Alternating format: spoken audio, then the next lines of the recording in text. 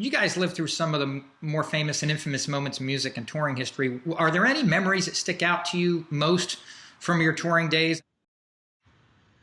The 83 on that tour was in Nuremberg, Germany, in the place where Hitler made all his speeches, in the actual field, Zeppelin field. So if you're Jewish, being in Germany in general is not the most comforting feeling. I mean, I will tell you, being Jewish, I wasn't getting the feeling I was in Germany. It was not like a warm and fuzzy place for me. But when we got to Nuremberg and we wound up driving into this field, and there was where where the Nuremberg rallies were held, and there was the building that Hitler stood on, and you're standing on stage, and you're looking at this building, and you realize it's 1983, so just 40 years prior, 1943, Hitler's standing right there, addressing the army right there, because they kept the field intact and they kept the building intact, except the night or the day we played, they sold tickets to the local, people and GIs from the local NATO base. So there was 80,000 drunk people all hanging on that building that you've seen on every newsreel, with Hitler walking out with Goebbels and, Himmler and the whole crew of Nazis. And that's all I know, is that I've seen that newsreel a million times. So having a historical perspective, being Jewish, standing on stage about 100 feet from that building, staring at that building while we're playing, and then having Dee admonish the audience during "It's Only Rock and Roll, But I Like It" to put the right arm up in the air, right? So when he goes, "And I like it," and you got 80,000 people going like that with their right arm in the air, and you're standing on stage watching it, I get chills telling that story, okay? Mendoza, Mark Mendoza's real last name is Glickman. So we're the two Jews in the band. People think Dee Snider's Jewish. He's not. So I walked over to Mark while this was going on, and I said something like, "Yo, hey, Jew boy," like, we can call each other that. I went, "Do you believe it?" And Mark is like, "No, I don't believe it." I mean, it was, I have to tell you, I walked off stage and the promoter, Ozzy Hoppy, said to me, "JJ, you a Jew?" And I go, "Yeah." I go, how'd you figure that? He goes, "Because you're white as a ghost. And that's what happens when the Jews play here." And I went, what the hell does that mean? And he goes, "Last year, Bob Dylan played, he's Jewish. His name is Zimmerman." He had the same reaction. I went, "Oh, that's really wonderful. Thanks for telling me that." I mean, it was, when you do that, when you asked me about special things, like, what did you see? We saw stuff. And by the way, it's not the sex, drugs, rock and roll party stuff or whatever. It didn't exist anyway, but it's not those things. It's what I just told you things. It's that kind of stuff, that freaks you out. Now, after the September 11 attack on the World Trade Center, you guys reunited for a fundraiser. I think it was organized by Eddie Trunk to benefit the Widows and Orphans Fund and for the New York City Police and Fire Departments. I mean, what was that like? Not just reuniting, but but such an important cause. Well, it was two things. It was emotional because you can say you're a New York band, but you're not really. But we are. I was born in Manhattan. Eddie was born in the Bronx. AJ was born in Staten Island, and Dee and Mark were born in Queens. I'm sorry, it's New York. Does it get any more New York than that? No, I don't think so. Not one guy. The whole freaking band is from New York. So we all were affected deeply. We all had friends who we knew people who died or knew people who died. Everyone who lived here lived the horror of it. The only thing that was strange was that 2 weeks before 9/11, the documentary Where Are They Now on VH1 came out, and it portrayed us as truly hating each other's guts, which we did. That's why we didn't talk for years. And so I thought the band would never see the light of day after that was broadcast. I mean, it was ironic because that came out Labor Day weekend, and I was in Europe at the time, and I come home, and my friend said, "Dude, you don't want to see it. You really don't want to see how they portrayed you guys." And so I saw it, and I went, "Wow." I knew we didn't like each other. I didn't know how much we didn't like each other. So I thought that was the end of the conversation. 9/11 happens. Eddie Trunk calls. And he says, "I saw the doc. I know this is ridiculous to even call you, to ask you, but do you think there's any way, because if you guys could get together after that documentary, we'll sell it out." And to the credit of my fellow sisters. They all went, yep. But we didn't do it to promote a record. We didn't do it to promote a video. We didn't do it to promote anything. We just did it to do it. So that's all we did. We did it to do it. And when it was over, it was considered a huge success. We had a lot of fun, and that was the end of it. And I thought, okay, well, that was cool. You know, I grabbed my daughter by the hand, walked out the back door of Hammerstein Ballroom, got a cab uptown, and figured that would be the end of the story. And figured it would be the end. But the word got out to promoters in Europe, and that's what led to the reunion. Promoters kept calling us and offering us more and more money, and we're thinking, really, why? You've never headlined a single show in Europe. All of a sudden, we're headlining over Yes, headlining over Slayer. You know, all of a sudden, like, really? Now, Twisted Sister also toured with Metallica, and they opened for you. What comes to mind when you think about kind of those guys and those shows? I mean, was there a change kind of in the air when they first came on the scene, or not yet? I guess there was, but none of it. I thought Dee and I were like, you know, is anyone going to buy this shit? And that's what we were thinking. And then.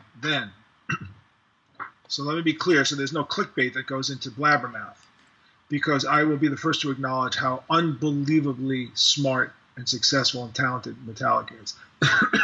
Unbelievable. They have all the respect of mine you can possibly imagine for the fact that they stuck to it. While I didn't get it, on the last show of the tour we did 8 shows of them. We played in Amsterdam, and they were amazing, and they blew us off the stage. So years later, you guys get back together and gave us one of the all-time great Christmas albums, which nobody would think. I mean, you just don't think Twisted Sister Christmas, but so you did a Twisted Christmas. Whose idea was that, and did you guys think it would be as successful as it was? We were sitting around trying to figure out a way to not only not make a new record, but just tank our career so we could call it a day. You know, we've been together 4 years, and like, you know, what could really just bury it? Is there an idea? Anyone have an idea how we could just bury our reputation completely? And I don't remember if I said, why don't we do a Christmas record called A Twisted Christmas? I don't know if I said it or Dee said it. And Dee goes, you know, Come All Ye Faithfuls, we're not going to take it. And I said, what do you mean? He goes, yeah. He said, one of his guitar players in his previous solo projects, Al, what was his last name? Said something like to Dee, oh, by the way, you know that you stole the melody from Come All Ye Faithful. And he said, what are you talking about? The guy goes, sing it against it, you know. So he sang it against it, and you know, there's some different chord changes, but for the most part, so that's what we did. So we first did Come All Ye Faithful, like we're not going to take it, and we got off on it. It was like, man, wow, what a great idea. So then so what if we do Silver Bells like AC/DC would do it? So if you listen to the songs, every song has a magic about it that relates to a band that we revere. So Deck the Halls, what is it? White Christmas is like if Iron Maiden was going to do White Christmas, we envisioned Iron Maiden doing White Christmas. We envisioned Thin Lizzy doing Deck the Halls, I think. We just kind of, the first song, Have Yourself a Merry Little Christmas, is like the Ramones. It's like if the Ramones did it, that's how the Ramones would do it. So it was a homage to bands that we revered. And then we released it thinking, it'll sell 30,000 records maybe, and sold 250,000 records. I'm curious, what bands are currently on repeat for you? I mean, who's on your playlist, and do you listen to anything that people just would not expect? Yeah, Dean Martin is probably on my playlist. I listen to Dean. I love Dean, so I listen to him all the time. He just has a voice that's great. Yeah, I mean, I love Sinatra, but I love Dean. Lately, I've been listening a lot to Keb Mo. You know who Keb Mo is? Yeah. So I'm listening. A friend of mine turned me on to him, and he's great. In fact, the A&R guy that signed him is a guy who signed an artist I managed for a while. So Keb Mo is great, but I listen to mostly. I'm a blues guy, and so listening to Sonny Boy Williamson or Howlin' Wolf or Lonnie Johnson, Magic Sam, Albert King, BB, you know, these are the guys I listen to all the time. It's classical music for me. So contemporary artists don't really come through me unless someone deliberately goes, hey, here's Avenged Sevenfold. You know, what do you think of them? Or here's this one. What do you think of them? You know, recently I bought a live Elvis at Madison Square Garden. I saw it in a flea market, the album. And I was at that show. I was there. And I said, I remember that show sucked. And I bought the record, and it reminded me how much the show sucked, you know. So I said to myself, man, I'm looking around my room going, what other albums do I own that I've been to, like that were turned into live records? So I started going through my collection. So the Weavers at Carnegie Hall in 1963, that was the first show I ever went to. Live, I have it. You know, I have the album. The band at the Academy of Music, 1971, Rock of Ages, I was there. You know, I have it. John Mayall, Turning Point, live, Fillmore East, I was there. I have it. Jimi Hendrix, Band of Gypsies, New Year's Eve, 1970, Fillmore, I was there. I have it. Rolling Stones live, Madison Square Garden, 1969. I was there. I have it. Cream reunion, Albert Hall, 2005. I was there. I have it. Grateful Dead live at the Portchester Theater in 1971. I was there. I had it. So I own all these records made from concerts that I was at. So obviously I was at the right place at the right time. So when people talk to me about, you know, what do you listen to? I go, dude, I've got so much music in my brain. I've had so many experiences in my brain that if I tell you that at night I just listen to talk radio, watch MSNBC, Rachel Maddow, and then what really late at night I listen to conspiracy radio.